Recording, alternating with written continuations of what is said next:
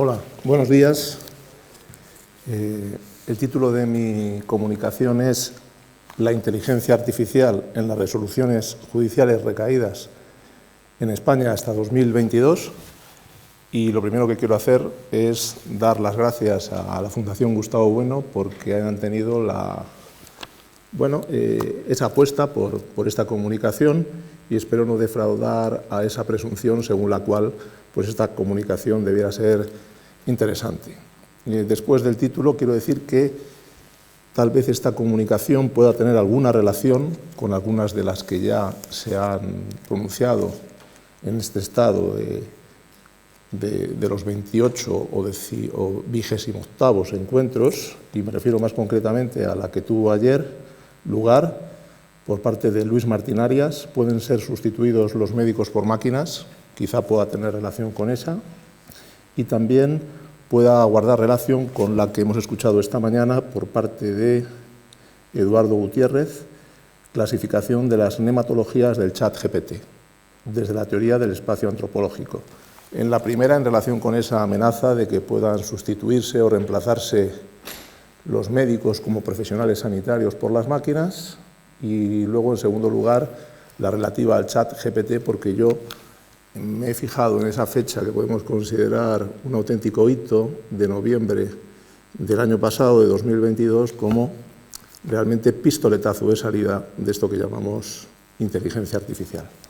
El esquema de la ponencia pues va a seguir los apartados de una revisión sistemática al uso dentro de lo que son las ciencias sociales.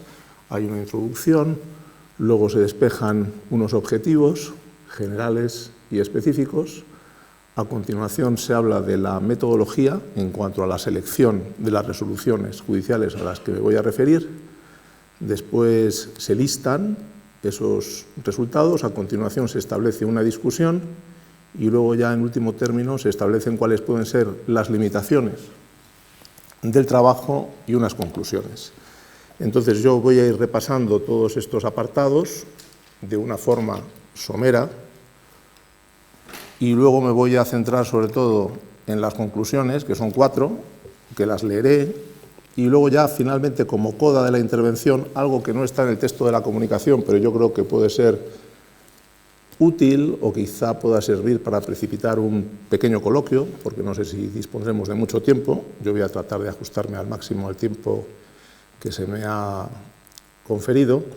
Pues compartiré un par de experimentos también en la misma línea o similar a la que ha hecho el ponente al que me he referido anteriormente, a Eduardo Gutiérrez. Yo también no he conversado, he interactuado con ChatGPT formulándole un par de preguntas y luego yo comentaré brevemente las respuestas. Bien, entonces voy a ir dando estos pasos que, como decía, el título es Inteligencia artificial en las resoluciones recaídas en España hasta 2022. O sea que al final todo va a pivotar a partir de ese sintagma, inteligencia artificial, que es lo que yo he puesto en el buscador de Zendog, entre comillas. Y el sintagma inteligencia artificial, desde el punto de vista de lo que arroja este buscador, al que se puede acceder o bien desde la plataforma del BOE o bien desde la plataforma del Poder Judicial, pues ha ofrecido un resultado particularmente exiguo. Y me ha parecido tan exiguo, porque la primera resolución judicial data del año 91 y yo he acotado este examen en diciembre del año 2022, que mi idea es poderlo repetir, y lo tengo aquí escrito, en el quinquenio, si es que hay oportunidad para hacerlo, que eso no depende solo de uno, claro, en el quinquenio 2023-2027, ¿no? 23, 24, 25, 26 y 27. Y ahí me gustaría a mí, si es que al lugar, el tiempo lo dirá, establecer un contraste. Entonces, lo que voy a decir ahora es que, como idea última, es que el derecho pues sigue a la sociedad. No siempre es así, pero sigue a la sociedad, y ya vamos a ver que la sigue de una manera tardía, e incluso, aunque el adjetivo sea o pueda resultar o sonar excesivo, pues también de manera deficitaria. Bueno, voy a hacer el recorrido, como decía, parando casi lo menos posible en los diferentes apartados de la revisión sistemática, A continuación, comparto las 4 conclusiones y luego hago referencia a esa interacción con el chat GPT, la versión 3.5, es decir, la que es gratuita, la que se quedaba en septiembre de 2021, que creo que eso ahora ya va a cambiar pues más pronto que tarde. Bien, la introducción para contextualizar el trabajo, pues lo que he hecho ha sido pasar por una serie de aspectos que se pueden considerar hitos de la inteligencia artificial.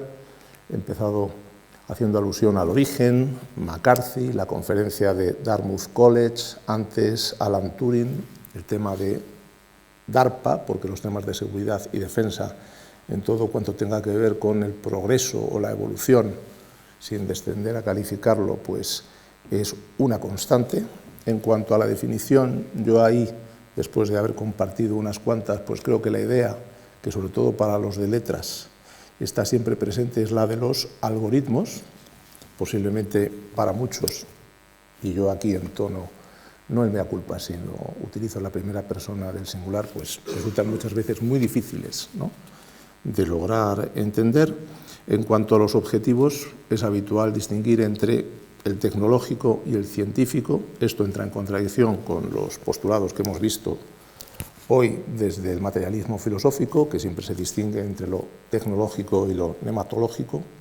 En cuanto a la clasificación, esa distinción también que ya es clásica entre la inteligencia fuerte, strong, y la inteligencia artificial, se me ha olvidado decir artificial, débil, weak, y esas correlaciones con cerebro, mente, hardware, software.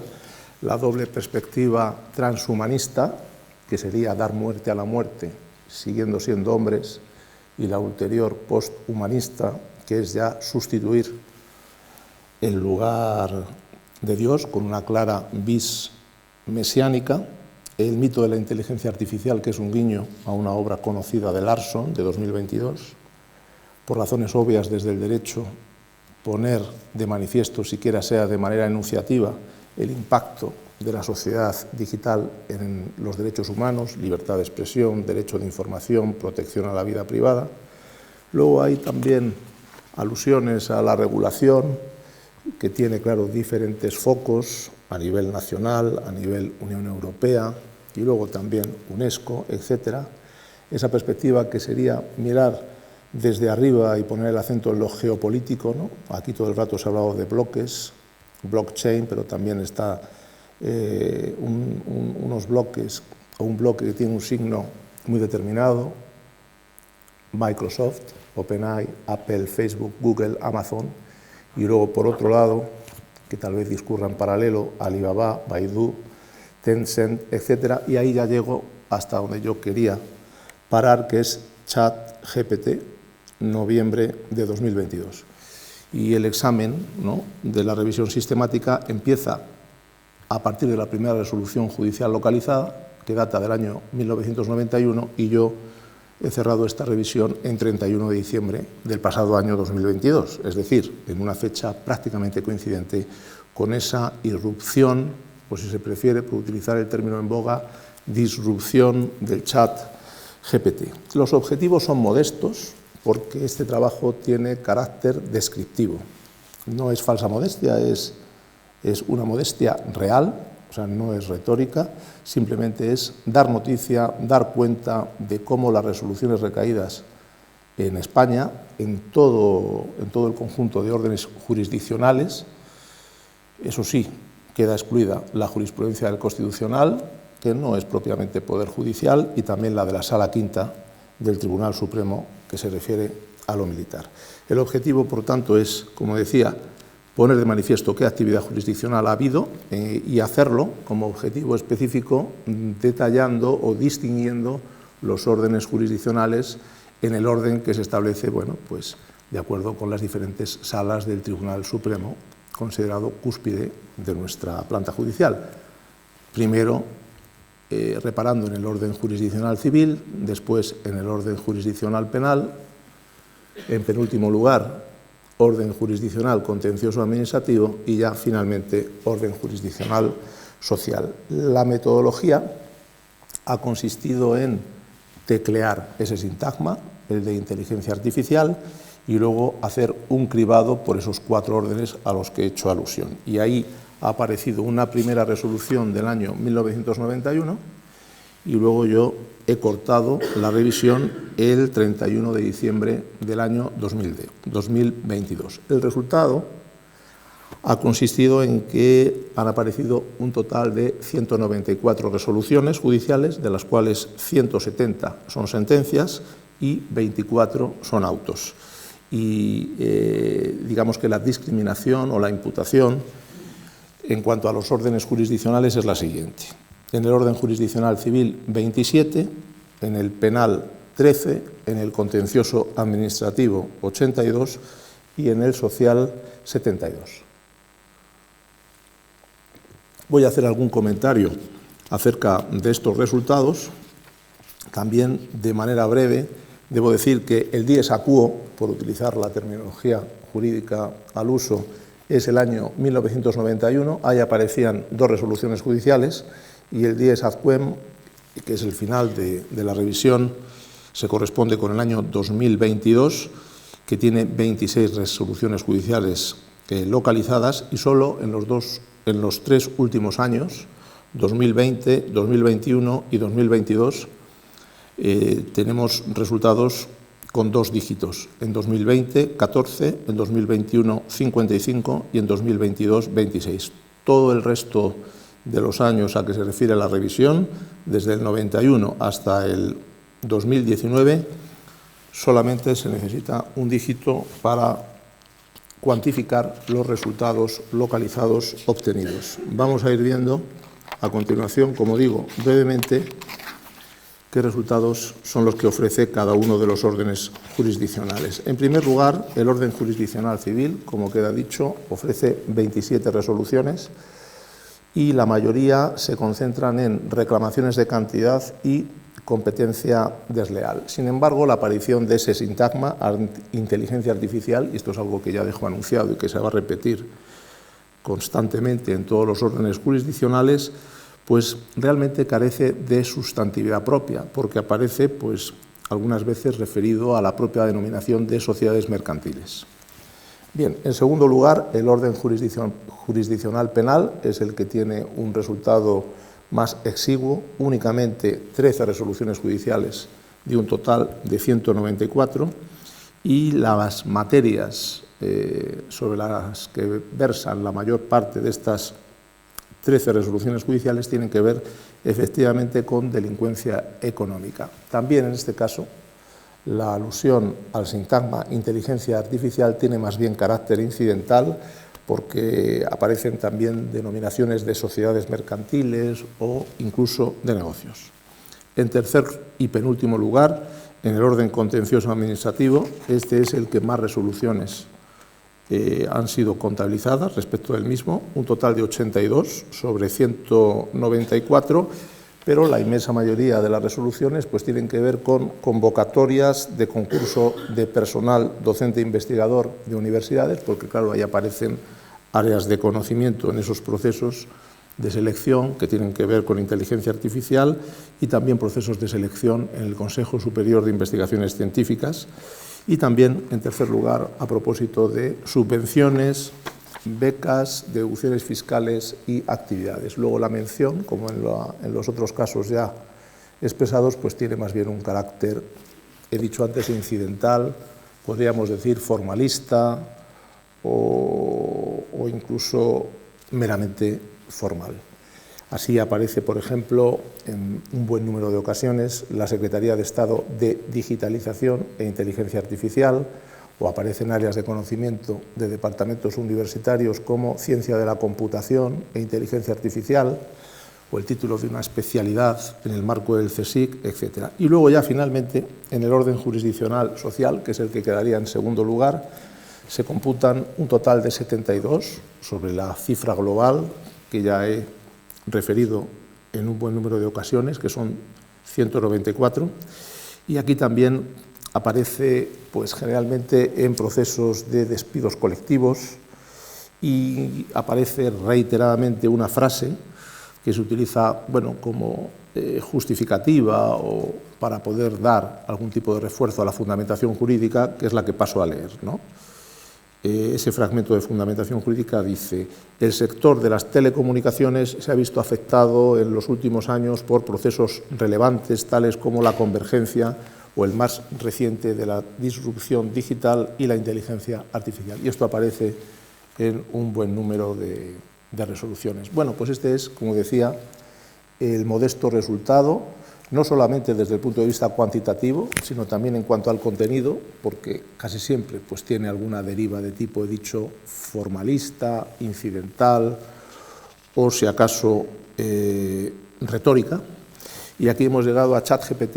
Se ha dicho en la mañana de hoy que puede ser, ¿no?, pues la herramienta o el mecanismo que sirva, ¿no?, como detonante de la inteligencia artificial. Yo también lo creo así.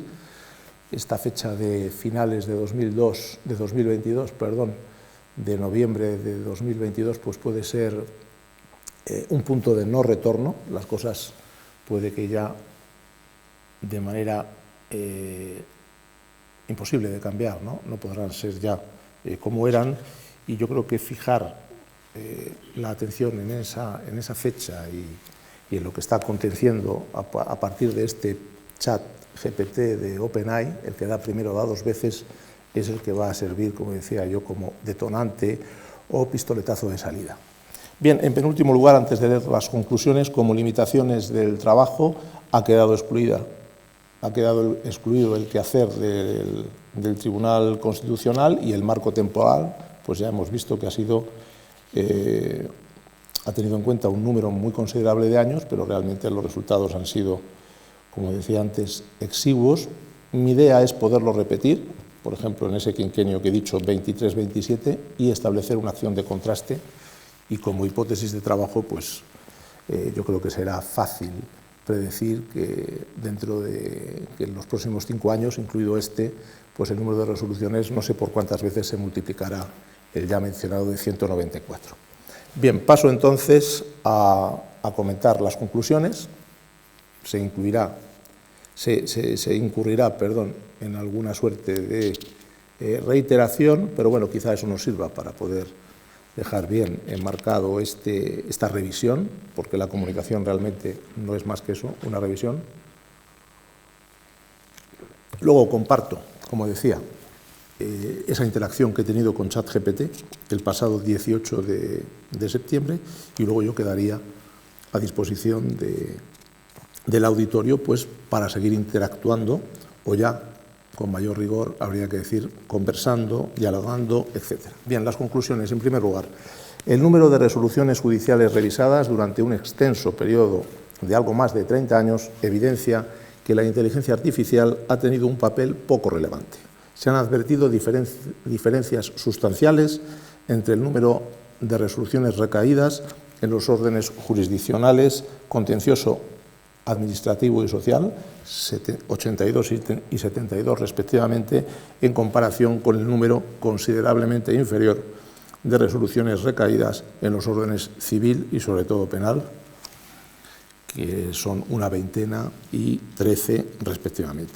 En segundo lugar, la expresión inteligencia artificial aparece en las resoluciones judiciales objeto de revisión, pero eso no quiere decir que en todos los casos dicha aparición cuente con sustantividad propia para la resolución de la litis de que se trate. En un buen número de ocasiones, la aparición de la expresión tiene que ver simplemente con la denominación social de una sociedad mercantil, con el rótulo de una Secretaría de Estado, con un área de conocimiento o con un departamento de universidad, etc.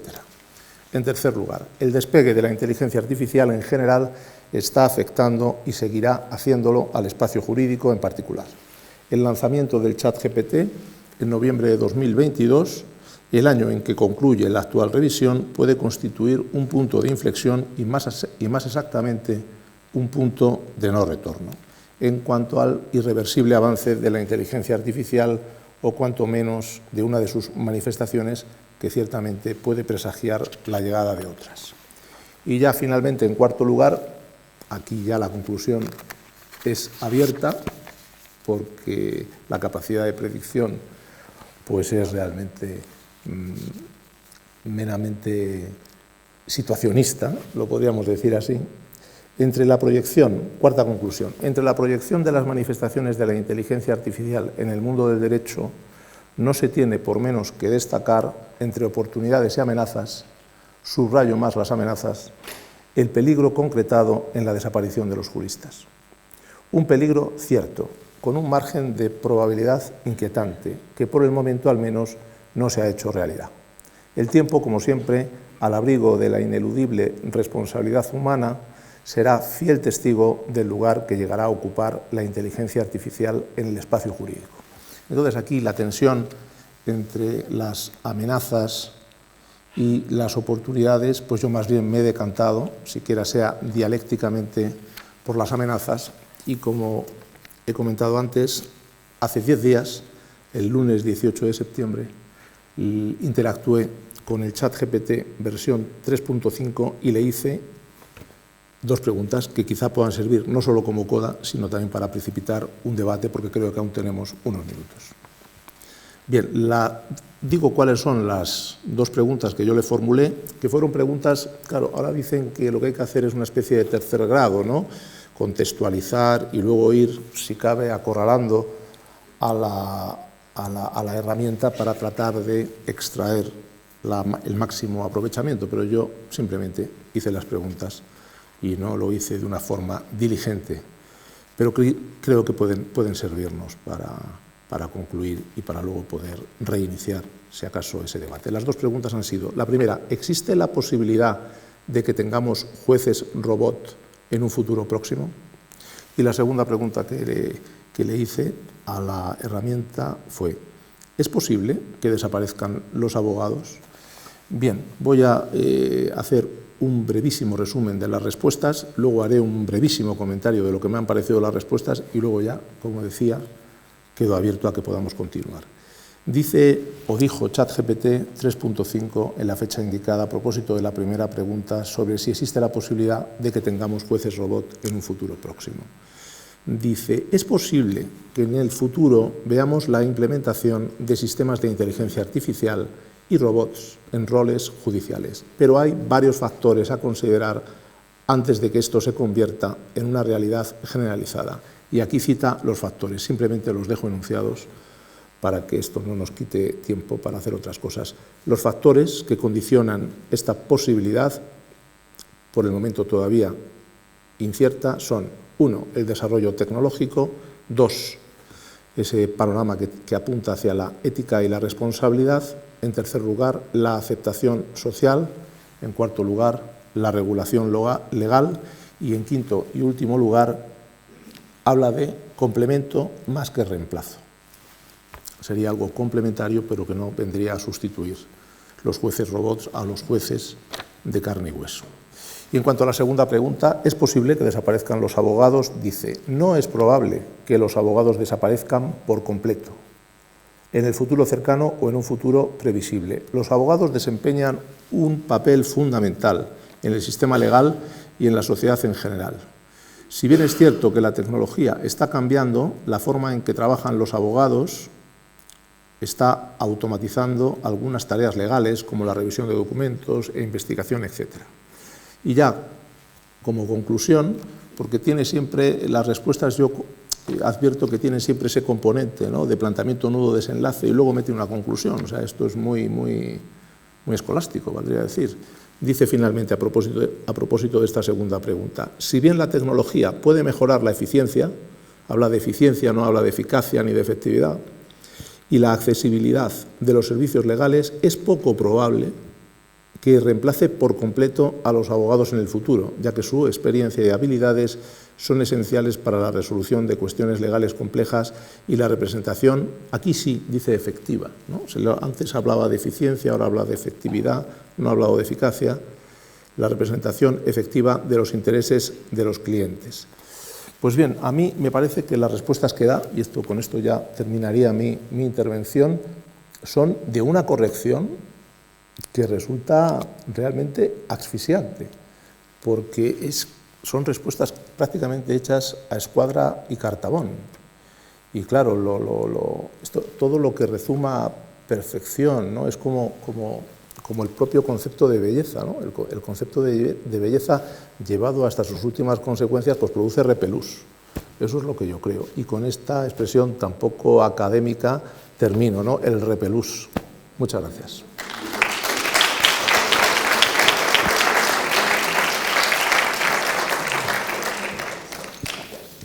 Muy bien, muchas gracias. Hay un turno de preguntas. 1, 2.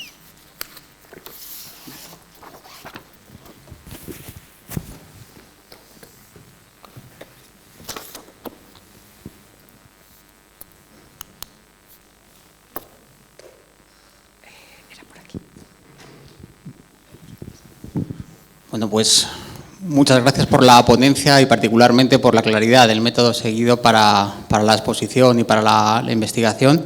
Solamente un apunte con respecto a esta capacidad de chat GPT.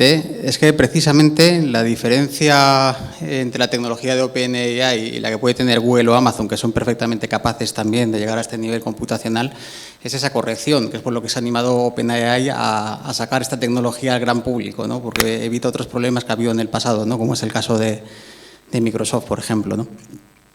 Yo quería hacerle una pregunta del tema de la ponencia acerca de bueno, estamos en un momento en el que la comunidad de eticistas está volcada, ¿no? Fundamentando el derecho, la comunidad de juristas. Existe una agencia reguladora en España de reciente creación, ¿no? Para la auditoría de algoritmos.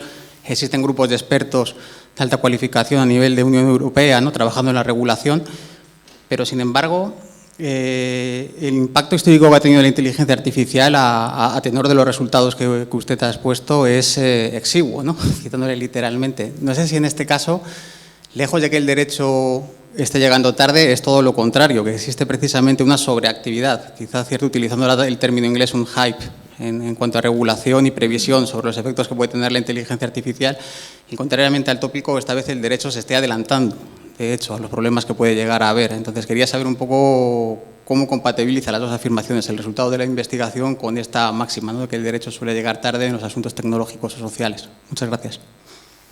Muy bien, pues trato de contestar. Claro, la respuesta tendría que abundar en el carácter paradójico que tiene que ver con el mundo del derecho. Claro, yo lo he concentrado todo en una manifestación del derecho que es el quehacer jurisdiccional, y ese forzosamente llega tarde porque, claro, para que haya una resolución judicial, pues antes ha tenido que haber alguien que haya demandado o alguien que haya sido investigado, acusado, etcétera. Luego es una parte del derecho. Y ciertamente, claro, está de moda, podríamos decir, escribir sobre temas que tengan que ver con legal tech, porque hay una preocupación que yo creo que es real. Pero claro, ese es otro ámbito del derecho, el que pueda tener más que ver, por ejemplo, con la doctrina o los papers o las revistas. Y luego, claro, también está esa sobreactuación que puede haber desde aspectos donde hay que tratar de evitar los solapamientos o establecer políticas que resulten complementarias respecto de la regulación. Pero claro, el derecho tiene por lo menos, acabamos de ver ahora mismo, esas tres cabezas, ¿no? Lo que hacen los jueces, que tiene que venir después, ¿verdad?, de los hechos, de los acontecimientos. En cambio, desde el punto de vista de la legislación puede haber planteamientos que sean avant la lettre, y luego desde el punto de vista de la doctrina o de los autores, pues claro, estos temas también hay que estar conjugándolos con aquello que puede estar de moda. Esto lo estoy diciendo de una forma frívola, pero yo creo que es real, ¿no?, porque suscita mucho más interés, ¿no?, es el criterio de oportunidad.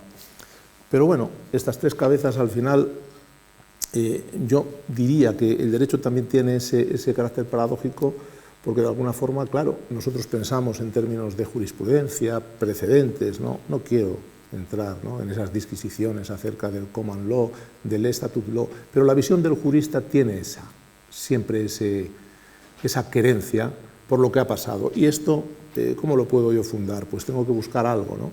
Y buscar algo es que alguien lo haya hecho antes.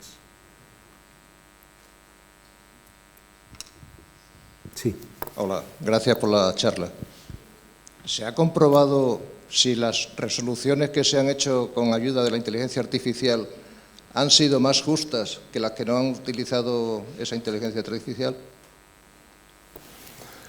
Bueno, yo aquí puedo contestar, claro, teniendo en cuenta únicamente, pues prácticamente noticias de periódico. ¿Qué resoluciones judiciales han recaído habiendo utilizado como herramienta el ChatGPT o herramientas análogas, ¿no? Y hay ahí algunas referencias que yo he incluido en el trabajo sobre China, sobre Colombia. Lo desconozco. Desconozco ese contraste que podría arrojar, pero no obstante yo aquí me podría atrever, posiblemente de manera temeraria, a hacer una afirmación. Hay un buen número de resoluciones judiciales que realmente no plantean gran complejidad. Y en esos casos, pues posiblemente, si no el reemplazo, pero sí el complemento de inteligencia artificial, pues podría tener gran virtualidad. Quizá decir esto sea tirar piedras contra el propio tejado de uno, pero bueno, el derecho, para que las cosas funcionen en general, pues casi todo el mundo se atiene a unos estándares, a unas prácticas, y las cosas normalmente fluyen, porque claro, si no, ¿en qué mundo viviríamos, no? Y luego, claro, existen esos otros asuntos, los hard cases, los casos difíciles, donde ahí tal vez no, por el momento, alguien podría decir. Yo creo que para poder revisar una documentación en aspectos que fuesen de carácter formal, yo creo que se podría hacer, ¿no? Uno muchas veces recibe resoluciones judiciales que ven que al final es todo producto de la estandarización. O sea, que ahí la persona que ha estado detrás o el equipo que ha estado detrás, pues tampoco ha estado haciendo un análisis, porque muchas veces quizá es que no había necesidad, ¿no? Es simplemente comprobar el contrato estaba en vigor, no estaba en vigor, ha pagado, no ha pagado, desahucio por falta de pago, pues ya está, ¿no? O sea, hay asuntos que no tendrían por qué tener ese carácter complejo.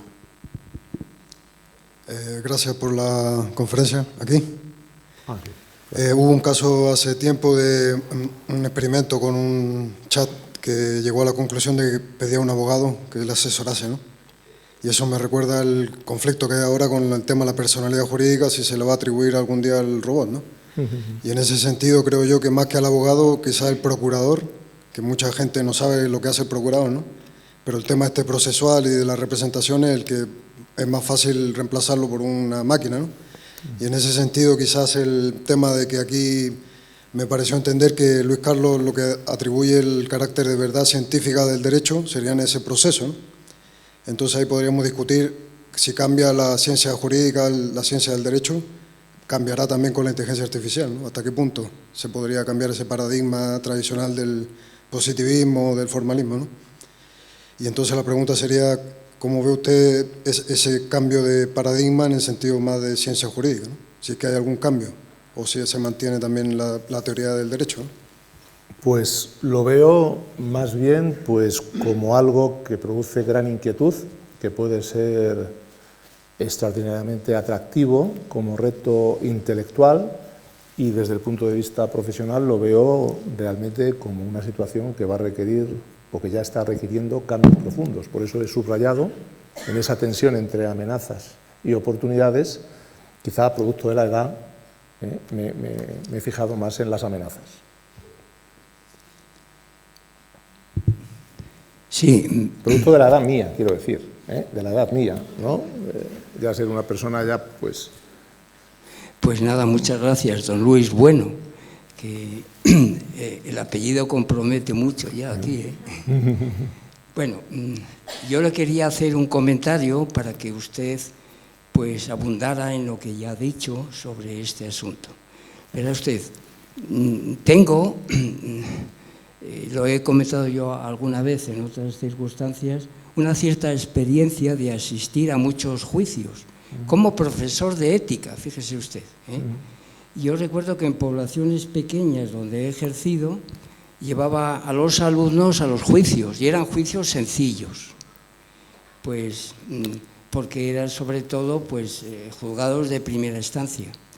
Y entonces establecimos con los jueces correspondientes una relación estupenda, hasta el punto de que se entusiasmaron por ese plan, que podía ser naturalmente una actividad pedagógica de enorme importancia, y entonces yo saqué como conclusión que incluso en esos, a propósito de lo último que ha dicho, ¿verdad?, eran juicios sin muchas complicaciones. Él nos facilitaba toda la información jurídica, nos daba la sentencia, la analizábamos con él.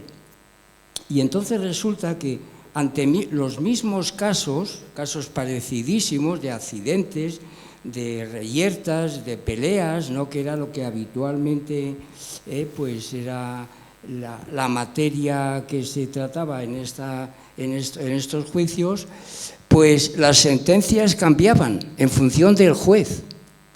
Entonces yo me di cuenta, claro, de la enorme importancia, esto lo decimos desde nuestra perspectiva no etológica, de que las resoluciones cambiaban con el mismo código, en este caso, en algunos casos penales, claro, el Código Penal, pues la resolución era diferente. Entonces, mi planteamiento, ahora que lo ha indicado usted, pues acaso la incorporación de la inteligencia artificial pueda a lo mejor suplir podríamos decir, los trámites administrativos, burocráticos, pero la resolución propiamente a mí me parece que no. ¿Por qué? Porque en una resolución el juez no es una máquina, sino que tiene un sistema filosófico, tiene una idea de hombre, una idea de conflicto, una idea de sociedad, que es muy diferente, yo lo pude comprobar, de un juez a otro. Y por tanto sus resoluciones dependen no solamente de una aplicación técnica del código, sino precisamente de su sistema filosófico, de sus ideas, y entonces cambiaban. Y yo esto, precisamente fueron las lecciones de ética que ofrecía a los alumnos, ¿no? Entonces, en la medida en la que usted ha ido hablando y nos ha ido informando de estas cuestiones, yo también celebro que esas resoluciones con la ayuda de la inteligencia sean de momento pocas. Esperemos que no vayan a mucho más, ¿no? ¿Por qué? Pues porque un juez no es una máquina, de la misma manera que un médico tampoco es una máquina. Nada, este es el comentario para que usted lo coja y haga el comentario que se le ocurra. Muy bien, muchas gracias. Sí, de nuevo, gracias por la intervención. Bueno, debo volver a tratar de aclarar que yo desconozco las resoluciones judiciales que hayan podido verse asistidas de una herramienta como ChatGPT o de alguna otra análoga de inteligencia artificial. Ahí he comentado lo que he recogido, pero más bien como noticias, China, Colombia, etc. Bien, lo que ha comentado Tomás, ¿verdad? A modo de pregunta, claro, se refiere fundamentalmente a la apreciación de la prueba, que es así que tiene que ver, que son hechos, ¿no? Y ahí, claro, puede variar en función de la propia sensibilidad que tenga una persona, o, por ejemplo, si tuviese mayor alcance el Tribunal de Jurado en España. Ciertamente ahí los cambios pueden ser sustanciales entre diferentes órganos jurisdiccionales. Un juez puede escuchar un testimonio, me ha convencido, y otro puede decir, pues no me ha convencido, ¿no? Y es así, y luego el papel todo lo aguanta. Y luego muchas veces esa apreciación de la prueba, pues finalmente tiene pocos visos de que pueda quedar desvirtuada en fase de recurso porque el juicio se ha celebrado en ese preciso momento. Tendría que probarse que ha sido pues una conclusión o una aprobación probatoria absurda, etc. Sí, ahí lo veo más difícil, pero hay un buen número de asuntos judiciales que se resuelven pues fundamentalmente a través de la propia documentación escrita. Entonces ahí hay veces que el testimonio pues puede ser hasta redundante, porque ahí los hechos pues quedan documentados y si ha habido un contrato y un ulterior requerimiento y de ahí no ha resultado nada más, pues es que el asunto va a avanzar. De todas formas, quisiera también hacer un comentario a propósito de lo primero que se ha dicho, ¿no? Que asistía con los alumnos a juicios que en principio pues resultaban sencillos, ¿no? Y ahí yo incluso diría que, por ejemplo, los juicios de faltas, aparentemente sencillos, pues eran juicios donde se ventilaban accidentes de tráfico, cantidades multimillonarias, y precisamente los abogados de compañías de seguros que intervenían en ese tipo de juicios, pues demostraban una gran diligencia. ¿Por qué? Porque tenían que rápidamente tener reflejos, y esa es la gran dificultad, ¿no? Por eso, aunque en esas resoluciones de los juicios de faltas el nivel jurídico era extraordinario, porque había que estar a muchas cosas, ¿no? Y revisar la documentación allí de un momento a otro, pero esos son los juicios de verdad, esos eran los juicios de verdad. O sea, más importante que ir al Tribunal Supremo, donde generalmente pues, es un recurso técnico de casación, donde hay realmente pues, no hay virtualidad dialéctica, ni combate jurídico, ni nada por el estilo. O sea que para los alumnos creo que fueron experiencias, me aventuro a decir, muy valiosas. No, yo simplemente un comentario que es quizás también, es una glosa, muy rápidamente además, es una glosa de lo que ha dicho Tomás. Es lo mismo, creo yo, pero visto de otra manera, ¿no? Visto ahora desde una perspectiva más o menos nociológica. Yo soy un profano en el derecho, pero me da la impresión de que si efectivamente el derecho fuese un sistema algebraico saturado en su propio plano, consistente, decidible, etcétera, etcétera, ¿verdad? Pues entonces, naturalmente, pues sí, una máquina con una capacidad de computación infinita en principio podría, pero tampoco podría, porque efectivamente luego los sistemas algebraicos no son consistentes y decidibles como un todo, los teoremas de Gödel y de Church, etcétera.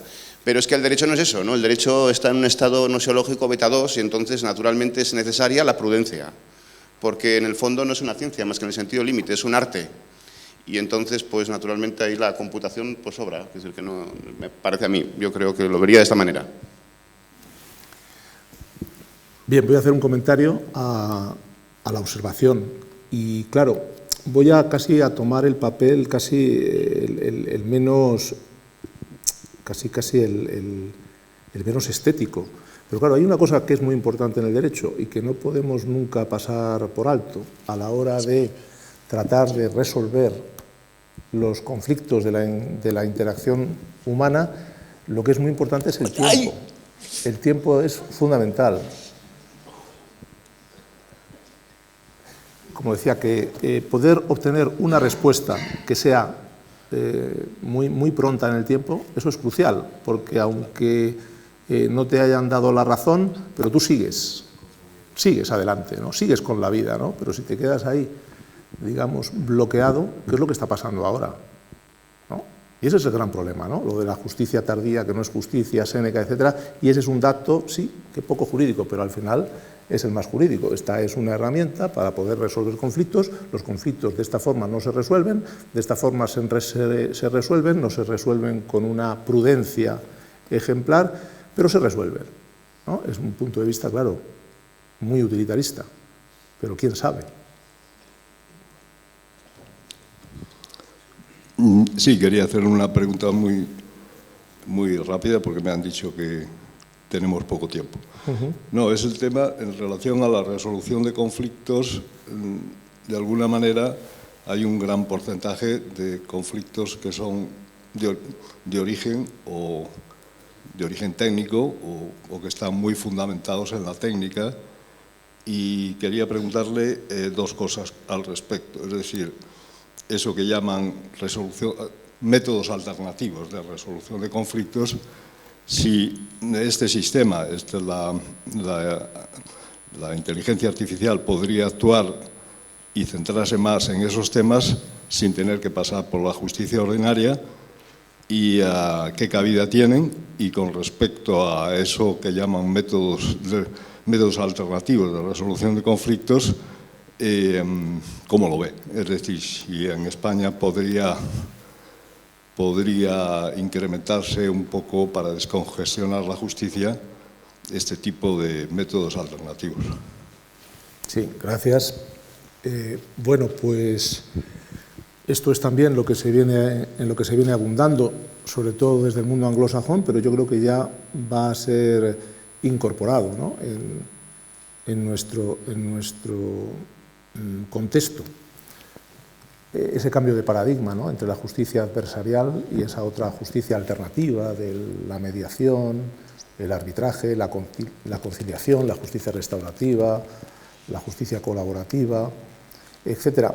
Parece que se está apuntando en esa dirección. Quizá en este momento todavía se esté más en una fase de divulgación, pero después de la divulgación, tal vez, por razones tales como la de la gestión del tiempo y el coste económico, que muchas veces eso tiene también disfunciones, pero quizá se puedan ampliar las cosas por esas otras vías. En el caso del arbitraje online, por ejemplo, ¿no? Sería, que es en lo que se está pensando mucho, porque claro, cuando se habla de arbitraje, pues todo el mundo se echa las manos a la cabeza porque dice esto es muy caro, y quizás sea algo que esté concentrado en el ámbito pues, del derecho mercantil o el derecho internacional, pero quizá en el ámbito del consumo se podría explorar. Entonces, bueno, he tenido un problema con una empresa de telefonía, esto es lo que hay, que me den una solución, si me tienen que devolver 200 euros que me los devuelvan, y si no me los tienen que devolver, pues ya está, pero he terminado. Que a lo mejor el propio consumidor pues podría decir, bueno, pues vamos a ver, ¿no? Y que luego hubiese ahí pues unos filtros o unos... Yo creo que sí que hay que ampliar el espectro de posibilidades y no decir que no. Incluso hay jueces o hay organizaciones que están también nutridas de jueces que apuntan también en esa dirección, en la de los sistemas, ¿no? De resolución de conflictos alternativos. Creo que sí, creo que habría que también explorar esas posibilidades. Muy bien.